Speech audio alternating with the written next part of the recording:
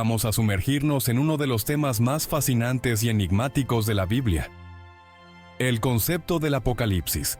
En este video, exploraremos las visiones apocalípticas tanto del Antiguo como del Nuevo Testamento, comparando y contrastando estas visiones para entender mejor cómo se desarrolló la idea del fin del mundo en las Escrituras Sagradas. Así que si estás listo para un viaje a través de las profecías, los símbolos y las visiones del Apocalipsis bíblico, quédate con nosotros.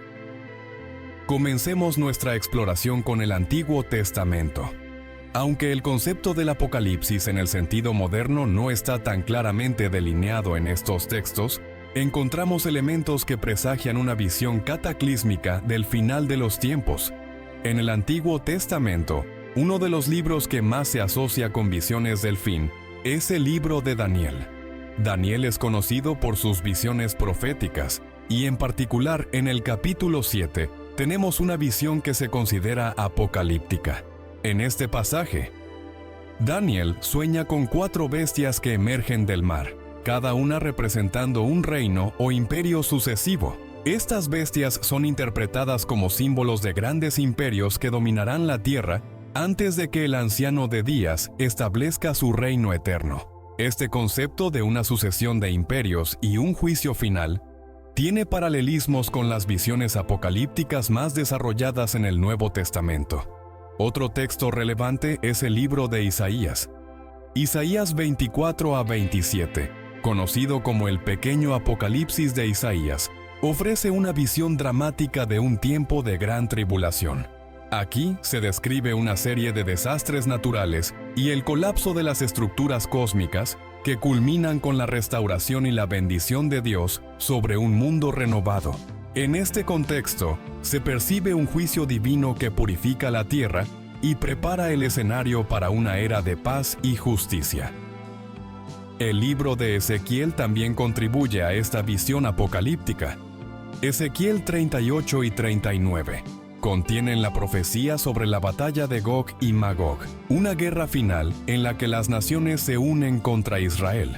Esta narrativa apocalíptica incluye descripciones vívidas de la batalla, la destrucción y la restauración, y refleja una visión de conflicto y redención que resuena con las temáticas del juicio final. El libro de Ezequiel es uno de los textos proféticos del Antiguo Testamento, y está lleno de visiones y mensajes que Ezequiel, un profeta del pueblo de Israel, recibió de Dios. Entre estas visiones, los capítulos 38 y 39 contienen una profecía muy significativa y detallada, que se refiere a una gran batalla final conocida como la batalla de Gog y Magog. Para comprender bien la profecía, primero necesitamos situarnos en el contexto. Ezequiel vivió durante el exilio de Israel en Babilonia, en una época en que el país estaba bajo dominio extranjero y había sido devastado por la invasión. La profecía de Gog y Magog se presenta en un momento en el que Dios promete restaurar a Israel y enfrentar a sus enemigos. En Ezequiel 38, versículos 2 a 3, se menciona a Gog como el líder de una coalición de naciones que se unirán contra Israel. Gog es descrito como el príncipe de Rosh, Mesec y Tubal, mencionado como una región o nación aliada en esta coalición. Aunque no sabemos con certeza la identidad exacta de estas naciones en el contexto moderno, se las entiende como pueblos o líderes que representan una amenaza para Israel. En estos versículos se describe cómo Gog reunirá a varias naciones para atacar a Israel. Estas naciones se describen con una serie de nombres que representan diversas regiones alrededor de Israel. La profecía habla de una vasta coalición de pueblos del norte y del este, todos unidos en una ofensiva contra Israel. La profecía describe en detalle cómo Gog y sus aliados se prepararán para atacar a Israel. Se menciona que atacarán cuando Israel esté en un estado de paz y prosperidad, en un momento en que el país está en calma y se siente seguro. Esta batalla es representada como una invasión masiva, con Gog y sus aliados avanzando contra Israel con gran fuerza y violencia. Aquí es donde la profecía toma un giro dramático. Dios promete intervenir directamente en la batalla. Se describe que una serie de catástrofes naturales y sobrenaturales caerán sobre los invasores, terremotos, lluvias torrenciales y granizo, y un derramamiento de fuego y azufre. Estos eventos demostrarán que la victoria de Israel no es por su propia fuerza, sino por la intervención divina. El capítulo 39 continúa describiendo las consecuencias de la batalla. Los cuerpos de los invasores serán enterrados en una vasta fosa para purificar la tierra, y el país de Israel se dedicará a la limpieza y restauración. Esta sección también subraya que la victoria de Israel será vista como una prueba del poder y la santidad de Dios. La restauración final de Israel será una señal de que Dios ha intervenido en la historia y ha renovado su pacto con su pueblo. La profecía de Gog y Magog combina elementos de juicio y restauración. La invasión y la batalla representan el juicio sobre las naciones que se oponen a Israel y a Dios. La intervención divina y la restauración final de Israel reflejan la promesa de Dios de redimir y restaurar a su pueblo, a pesar de la adversidad.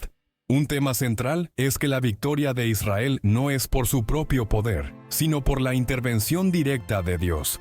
La batalla sirve para mostrar que, al final, es Dios quien tiene el control sobre el destino de las naciones y el curso de la historia. La batalla de Gog y Magog se ha interpretado a menudo como una representación simbólica del conflicto final entre las fuerzas del bien y del mal. En esta visión, Gog y Magog son vistos como las fuerzas que se oponen a Dios y a su pueblo, y la batalla final representa la victoria de Dios y la instauración de un reino de paz y justicia. En resumen, la profecía de Gog y Magog en Ezequiel 38 y 39 ofrece una imagen vívida y poderosa de un gran conflicto, en el que las naciones se alzan contra Israel, pero en el que Dios interviene de manera decisiva para proteger a su pueblo y restaurar la paz. Este relato apocalíptico refleja temas de juicio, redención y la soberanía divina, y que ha sido interpretado a lo largo de la historia como una representación del enfrentamiento final entre las fuerzas del bien y del mal. Ahora pasemos al Nuevo Testamento, donde el Apocalipsis se desarrolla de manera más explícita y detallada. El principal texto apocalíptico del Nuevo Testamento es el libro de Apocalipsis, también conocido como el libro de la Revelación. Este libro, escrito por el apóstol Juan, está lleno de imágenes simbólicas y profecías sobre el fin del mundo y el regreso de Cristo. El libro de Apocalipsis comienza con una serie de cartas dirigidas a las 7 iglesias de Asia Menor. Estas cartas contienen mensajes de advertencia y aliento para los cristianos que enfrentan persecución. A medida que avanza el libro, Juan describe una serie de visiones que incluyen los 7 sellos, las 7 trompetas y las 7 copas de la ira de Dios. Cada una de estas series de juicios trae consigo desastres y calamidades que preceden el fin del mundo. Uno de los elementos más icónicos de Apocalipsis es la figura del Anticristo, a menudo identificado con la bestia que surge del mar. Esta figura es un líder maligno que, junto con el falso profeta, engaña a las naciones y persigue a los fieles. La batalla final entre las fuerzas del bien y del mal culmina en la derrota de Satanás y el establecimiento del reino de Cristo en la tierra. El concepto del Apocalipsis en el Nuevo Testamento no se limita a Apocalipsis. En el Evangelio de Mateo, Jesús también ofrece enseñanzas apocalípticas en el Sermón del Monte de los Olivos, en los capítulos 24 y 25.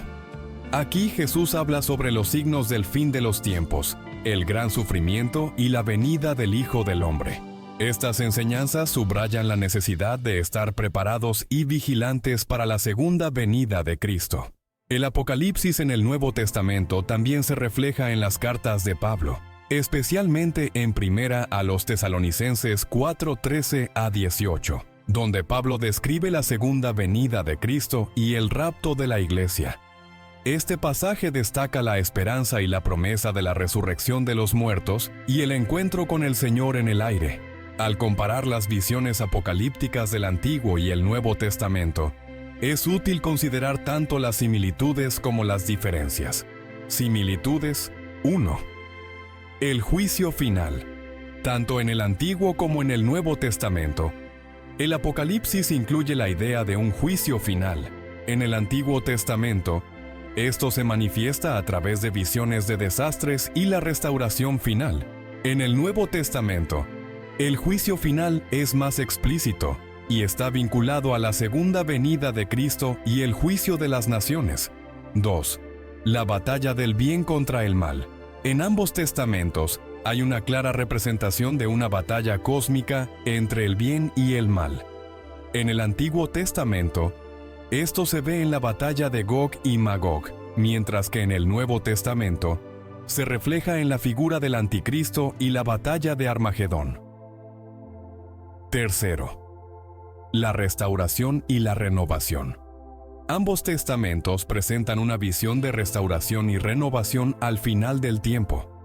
El Antiguo Testamento habla de una tierra renovada y una era de paz bajo el reino de Dios, mientras que el Nuevo Testamento describe un nuevo cielo y una nueva tierra, donde Dios habita con su pueblo.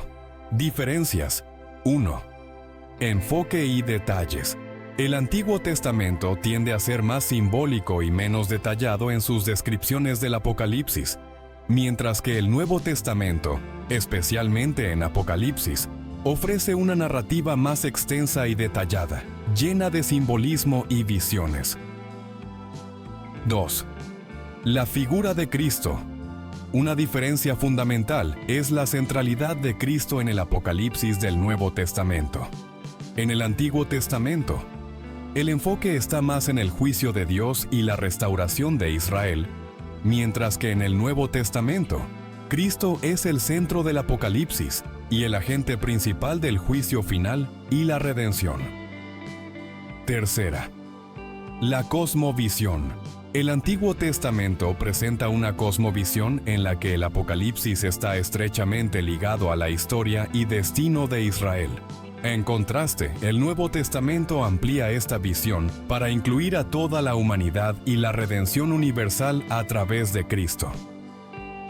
El concepto de Apocalipsis en la Biblia ha tenido un profundo impacto en la teología cristiana y en la cultura popular.